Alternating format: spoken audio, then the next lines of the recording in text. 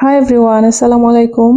আমি একটা পার্টিতে এই জুসটা রেডি করে দিয়েছিলাম, তো ওরা সবাইকে পাগল হয়ে গিয়েছে। এখন বলতেছে আর একটা পার্টিতে আমি এই জুসটা যেন রেডি করে দেই। তো আমি এর জন্য এখানে ওয়াটারমেলন কুচি কুচি করে নিয়েছি, তারপর 3 ধরনের মিল্ক নিয়েছি। আপনারা চাইলে শুধু হোল মিল্ক আর কনডেন্স মিল্ক দিয়ে এটা রেডি করতে পারেন। এটা একবার ট্রাই করে দেখবেন, এই রমজানে কি বলবো, অসাধারণ একটা জুস এটা। তো আমি 3 ধরনের মিল্ক এখানে মিক্স করে নিচ্ছি। আপনারা শুধু অনলি মিল্ক আর কনডেন্স মিল্ক আর চিনি দিয়ে এটা আপনারা বানাতে পারেন। তারপর হচ্ছে রুহ আফজা। তো আমি সব ধরনের মিল্ক দিয়ে এখন হচ্ছে রুহ আফজাটা দিয়ে এটা মিক্স করে নিচ্ছি।